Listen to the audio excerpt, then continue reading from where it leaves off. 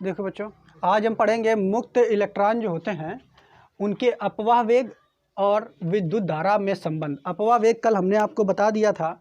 अपवाह वेग को हम Vd से प्रदर्शित करते हैं, विद्युत धारा को स्मॉल i से प्रदर्शित करते हैं।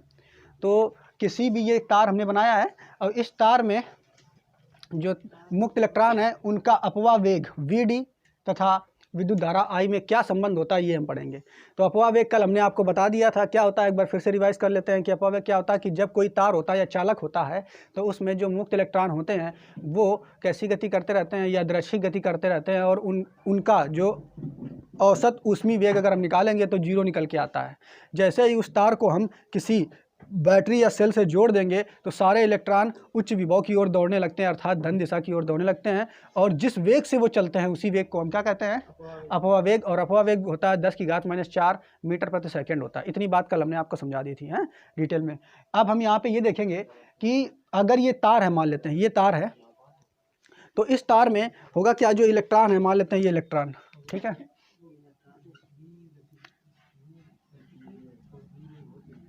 ठीक, ये इलेक्ट्रॉन है। अब देखो यहाँ पे और मान लेते हैं ये तार का जो अनुप्रस्थ काट का क्षेत्रफल है, ये क्षेत्रफल देख रहे हो, अनुप्रस्थ काट का ये जो क्षेत्रफल है ये कितना है, a है, कितना है, a।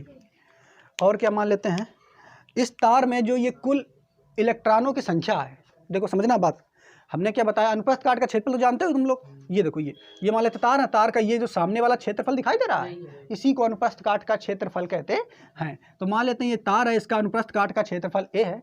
और देखो बच्चों, जो ये मुक्त इलेक्ट्रॉनों की संख्या है, मान लेते हैं कि मुक्त इलेक्ट्रॉनों की कुल जो संख्या है वो n है, कितनी है, n। समझ पा रहे हो कि नहीं, मुक्त इलेक्ट्रॉनों की संख्या कितनी है, n। तार का अनुप्रस्थ काट का क्षेत्रफल कितना है, a, ठीक।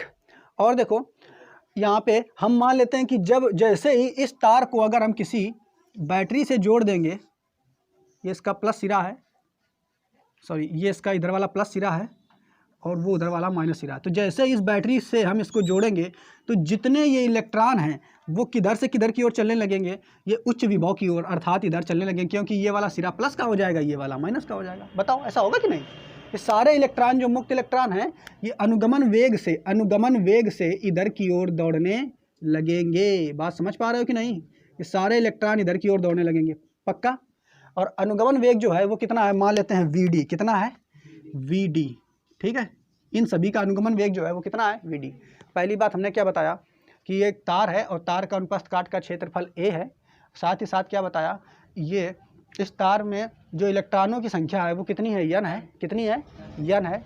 इसके अलावा क्या बताया कि जैसे ही इस तार को हम बैटरी से जोड़ देंगे तो सारे इलेक्ट्रॉन जो हैं वो इस माइनस सिरे से प्लस सिरे की ओर दौड़ना शुरू कर देंगे, अर्थात अनुगमन वेग से चलना शुरू कर देंगे। अब एक बात हमें ये देखना है कि जब इलेक्ट्रॉन चलता है तो उसके ऊपर जो आवेश है ऋण आवेश भी चलेगा। बात समझ पा रहे हो कि नहीं, जब इलेक्ट्रॉन चलेगा तो उसके ऊपर जो आवेश ऋण आवेश है वो भी चलेगा कि नहीं। और अगर आवेश चलेगा तो विद्युत धारा बहेगी।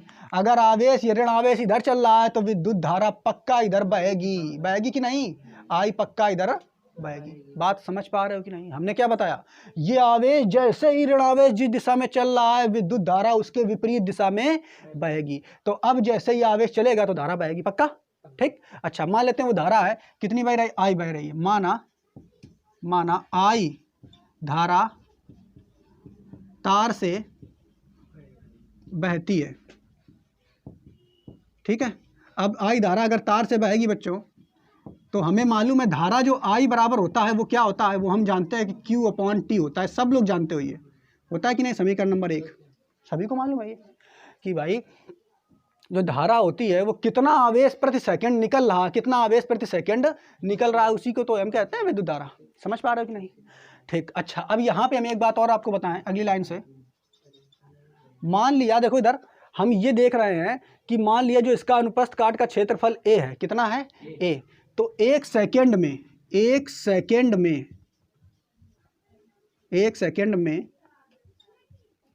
ठीक है, जितना इलेक्ट्रॉन बाहर निकलेगा उतना ही विद्युत धारा का मान बढ़ेगा। एक सेकंड में जितना इलेक्ट्रॉनों की संख्या बाहर निकलेगी विद्युत धारा का मान उतना ही बढ़ेगी। तो यहाँ पे लिखेंगे एक सेकंड में निकलने वाले इलेक्ट्रॉनों की संख्या। अब देखो बच्चों, एक सेकंड में निकलने वाली इलेक्ट्रॉनों की जो संख्या है वो किन किन बातों पे निर्भर करेगी, पहले ये बताओ। देखो पहली किन बात पे निर्भर करेगी, अगर देखो इधर सबसे पहले ये जो क्षेत्रफल दिखाई दे रहा है, क्षेत्रफल ये जितना ज्यादा होगा, बात समझ पा रहे हो कि नहीं, ये क्षेत्रफल जितना ज्यादा होगा, मतलब ये तार जितना ज्यादा मोटा होगा, इलेक्ट्रॉन एक सेकंड में उतनी ज्यादा मात्रा में निकलेंगे। नहीं समझ पाए? अरे भाई, तार जितना ज्यादा मोटा होगा एक सेकंड में इलेक्ट्रॉन उतने ही ज्यादा निकलेंगे। गेट जितना ज्यादा बड़ा होगा लोग एक बार में उतने ही ज्यादा मात्रा में निकल सकते हैं। और गेट बिल्कुल छोटा होगा, अगर मान लो है ऐसे समझ लो, छुट्टी हुई कॉलेज की, अब गेट बिल्कुल छोटा है तो एक बार में क्या तो आदमी निकल पाएगा। अब वही छुट्टी हुई कॉलेज की और गेट बहुत बड़ा है, ठीक, तो एक बार में लगभग 15 लोग निकल जाएंगे। ठीक, तो एक सेकंड में निकलने वाले इलेक्ट्रॉनों की संख्या कहाँ से, ये इसके तार से किस पे निर्भर करती है, ए पे निर्भर करती है। किस पे निर्भर करती है, ए पर, यानी अनुप्रस्थ काट के क्षेत्रफल पर निर्भर करती है। उसके अलावा किस पे निर्भर करेगी, अच्छा देखो उसके अलावा किस पे निर्भर करेगी, सुनो ध्यान से। उसके अलावा अगर हम ये कहें, सुनते रहो पहले, अगर हम ये कहें कि इनमें इसके अंदर जो इलेक्ट्रॉन हैं, इनके अंदर जो इलेक्ट्रॉन है, मुक्त इलेक्ट्रॉन, उनकी संख्या अगर कम हो, नहीं समझ पा रहे हो, उनकी मान लो क्षेत्रफल बहुत बड़ा हो, अनुप्रस्थ काट, तार का अनुप्रस्थ काट का क्षेत्रफल तो बहुत बड़ा हो, बहुत मोटा तार हो, लेकिन उसके अंदर मुक्त इलेक्ट्रॉन है ना हो, तो क्या निकलेंगे क्या, या मुक्त इलेक्ट्रॉन हो तो बहुत कम हो, तो क्या एक सेकंड में ज़्यादा इलेक्ट्रॉन निकलेंगे। तो दूसरी बात कि एक सेकंड में निकलने वाले इलेक्ट्रॉनों की संख्या जो निर्भर करती है, पहला तो गेट पर कि गेट कितना बड़ा है, और दूसरा इलेक्ट्रॉनों की संख्या पर, कितने इलेक्ट्रॉन है, तो अर्थात यन पर भी तो निर्भर करेगा। नहीं समझ पा रहे हो कि नहीं, समझते रहो ध्यान से। क्या बताया कि एक सेकंड में इस तार से कितने इलेक्ट्रॉन निकल रहे हैं, ये किन किन बातों पे निर्भर करेगा। तो पहला, इस तार का कितना क्षेत्रफल है, अनुप्रस्थ काट का क्षेत्रफल, यानी इसका गेट कितना बड़ा है। दूसरा, इसके अंदर, इस तार के अंदर मुक्त इलेक्ट्रॉन कितने हैं, इस पर भी निर्भर करेगा। और तीसरा किस बात पर निर्भर करेगा, देखो मान लो गेट भी बहुत बड़ा हो, अनुप्रस्थ काट का क्षेत्रफल भी इस तार का बहुत ज़्यादा हो, इलेक्ट्रॉन भी बहुत ज़्यादा हो, लेकिन सब इलेक्ट्रॉन चले ही ना, बिल्कुल धीमे धीमे चलें, हैं आराम से चलें, वेग बहुत कम हो, तो क्या एक सेकंड में ज़्यादा इलेक्ट्रॉन निकलेंगे क्या, बड़े आराम से निकल रहे हैं अगर, तो क्या एक सेकंड में ज़्यादा इलेक्ट्रॉन इस तार से निकल पाएंगे। मैं नहीं समझ पाए। देखो हमने क्या कहा, गेट भी बहुत बड़ा है, इसके अंदर इलेक्ट्रॉन भी बहुत बड़े हैं, लेकिन सब बहुत धीमे धीमे आ रहे हैं, तो एक सेकंड में ज़्यादा इलेक्ट्रॉन निकलेंगे क्या, नहीं निकलेंगे। अगर हम ये कहें कि इनका वेग भी बहुत ज़्यादा हो, अगर इनका वेग बहुत ज़्यादा है तो एक सेकंड में बहुत ज़्यादा इलेक्ट्रॉन निकल सकते हैं। तो एक तीसरी बात और है, और ये जो वेग होता है वो कौन होता है, अनुगमन वेग, यानी इनके अंदर जो मुक्त इलेक्ट्रॉन है उनका अनुगमन वेग जितना ज़्यादा होगा तो एक सेकेंड में निकलने वाले इलेक्ट्रॉनों की संख्या भी उतनी ज़्यादा होगी। तो इसका मतलब यहाँ पे VD पे भी निर्भर करेगा। नहीं समझ पा रहे हो, समझते रहना मेरी बात को।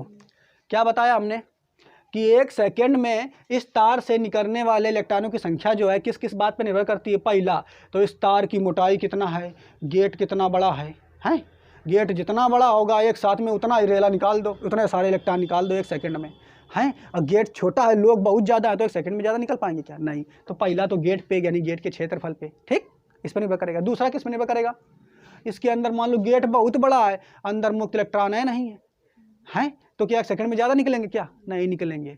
समझ पा रहे हैं कि नहीं।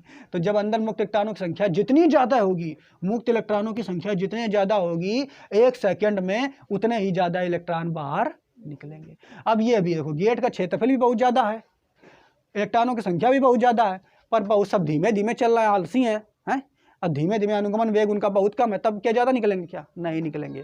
अर्थात ये इस बात पे भी निर्भर करेगा कि एक सेकंड में कितने इलेक्ट्रॉन इससे तार से बाहर निकल रहे हैं, ये इन इलेक्ट्रॉनों के अनुगमन वेग पर भी निर्भर करेगा। ठीक, तो ये तुम्हारा जो है एक सेकंड में निकलने वाले इलेक्ट्रॉनों की संख्या कितनी है, AN × VD, या ये ऐसे कह दो AN VD। ठीक, कितना है, AN VD, एक सेकंड में निकलने वाले इलेक्ट्रॉन संख्या।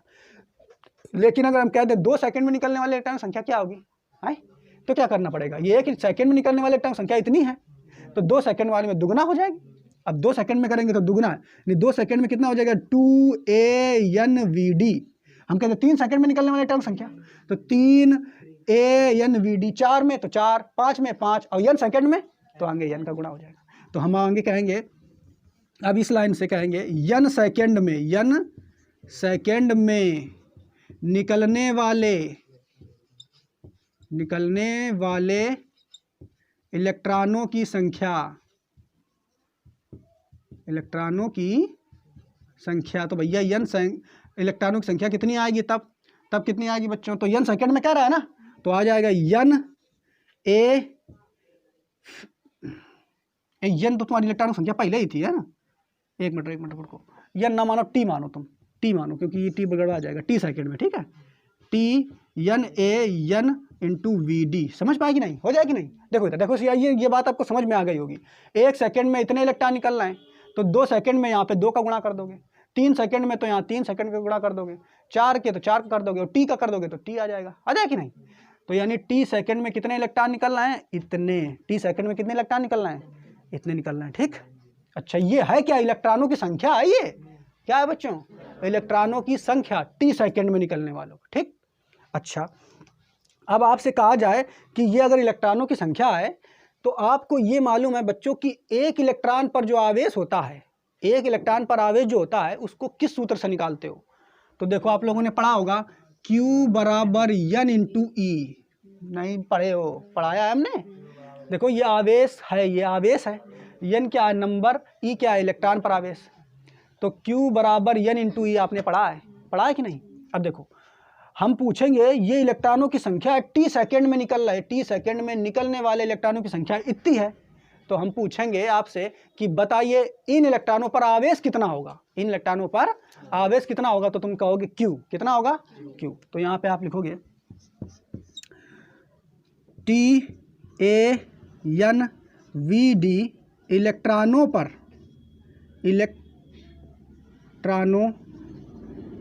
पर आवेश, ठीक है। कैसे निकालेंगे, तो कितना होगा बच्चों, मान लेंगे Q, कितना होगा Q, और Q बराबर हम जानते हैं, Q बराबर n इंटू ई। Q बराबर क्या होता है, n इंटू ई। और n क्या, इलेक्ट्रॉनों की संख्या, तो इस n की जगह हम ये इलेक्ट्रॉनों की संख्या रख देंगे कि नहीं, रख देंगे भाई। देखो इधर, तो आ जाएगा Q बराबर TaNVd इंटू स्मॉल ई, ये इलेक्ट्रॉनों की संख्या है, क्लियर। ये इलेक्ट्रॉनों की संख्या ये है, और ये ई है, तो टोटल आवेश उस पर आ जाएगा कितना, Q, ठीक। इसको समीकरण नंबर हम 2 मान लेंगे, इसको समीकरण नंबर हम बच्चों 2 मान लेंगे। यहाँ तक समझ पे आया कि नहीं। फिर से एक बार बता देते हैं। देखो, हमने मान लिया, माना जो धारा होता है, धारा का सूत्र होता है I बराबर Q/T। क्या होता है, I बराबर Q/T। अब देखो, इसके बाद हमने क्या कहा कि जो तार है, इस तार से जो इलेक्ट्रॉन निकल रहे हैं, है ना, वो किन किन बातों पे निर्भर करते हैं, तो हमने वो बताया। n सेकेंड में निकलने वाले इलेक्ट्रॉनों की संख्या जो है, किस किस बात पे निर्भर करती है, तो पहला, इस तार का क्षेत्रफल कितना है, दूसरा, तार जो है उसके अंदर कितने मुक्त इलेक्ट्रॉन हैं, उनकी संख्या पे निर्भर करता है, तीसरा, इन तार का जो मुक्त इलेक्ट्रॉन है उनका अनुगमन वेग कितना है, उस पर भी निर्भर करता है। तो यानी 1 सेकेंड में निकलने वाले इलेक्ट्रॉनों की संख्या हो गई इतनी, कितनी हो गई, AN इंटू VD, ठीक। 1 सेकेंड में निकलने वाले, लेकिन हम कहते हैं 2 सेकेंड में तो तुम आगे 2 का गुणा करोगे, हम कहेंगे 3 सेकेंड में तो तुम आगे 3 का गुणा करोगे, हम कहेंगे T सेकेंड में निकलने वाले इलेक्ट्रॉनों की संख्या, तो इसलिए यहाँ पे हम T का गुणा करेंगे कि नहीं। अब देखो, ये हो गई इलेक्ट्रॉनों की संख्या, क्या हो गई, ये इलेक्ट्रॉनों की संख्या आई है। अब हम कहेंगे इन इलेक्ट्रॉनों पर आवेश कितना होगा, तो देखो बच्चों, एक इलेक्ट्रॉन पर आवेश कैसे निकालोगे, ऐसे Q बराबर n इंटू ई से निकालते हो ना। एक इलेक्ट्रॉन पर आवेश तो ये 1 करोगे इंटू ई, एक इलेक्ट्रॉन पर आवेश ई होता है, यानी, है ना। और 2 इलेक्ट्रॉनों पर आवेश निकालोगे तो 2 इंटू ई करोगे, 3 इलेक्ट्रॉनों पर आवेश निकालोगे तो 3 इंटू ई करोगे। लेकिन इलेक्ट्रॉन तुम्हारे कितने हैं, देखो इतने इलेक्ट्रॉन हैं, इलेक्ट्रॉन कितने हैं, इतने। तो अगर तुम्हें इतने इलेक्ट्रॉनों पर आवेश निकालना है, तो Q बराबर n इंटू ई की जगह तुम ये मान रख दोगे कि नहीं। तो ये तुम्हारा आ जाएगा आवेश Q बराबर हो जाएगा TaNVd इंटू ई, क्लियर। अब तुम ये जो Q का मान है, इसको उठा करके समीकरण 1 में रख दोगे, बस। अब लिख दोगे Q का मान समीकरण 1 में, ये चाहो तो आप स्मॉल वाला बना लो, क्योंकि वहाँ स्मॉल है ना। Q का मान, ठीक है, समीकरण 1 में, Q का मान समीकरण 1 में रखने पर, तो तो भाई जब इसमें अब रखेंगे उस समीकरण 1 में, तो समीकरण 1 क्या है देखो बच्चों, आई बराबर देखो कितना है, क्या है तुम्हारा आई बराबर क्यू का मान ऊपर रखेंगे, ये है ना, ये वाला मान अब इसमें रखेंगे, तो है तुम्हारा T into A into N into V D, एक ब्रैकेट में है, और ये हो जाएगा इंटू ई, और पूरे के बटे कितना आ जाएगा फिर टी, तो टी से टी हमारा तो कट जाएगा, टी से टी हमारा कट जाएगा, और जो आई आएगा वो देखो क्या आएगा, आई का मान यहाँ से, आई का मान आएगा यहाँ से, आई बराबर देखो ए एन वी डी और ई आएगा कि नहीं, ए एन वी डी और ई, यही जो सूत्र है, यही सूत्र धारा आई और धारा आई, देखो विद्युत धारा आई और ये क्या है, अपवाह वेग में संबंध है।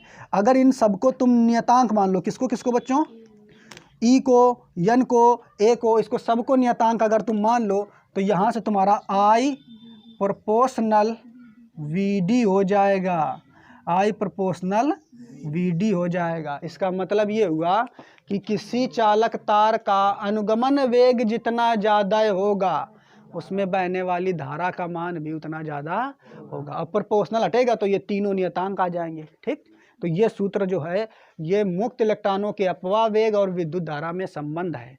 उम्मीद है आपको ये समझ में आ गया होगा। ठीक है, ना नहीं आया तो एक बार आप फिर से पूछ सकते हो, नोट करो पहले।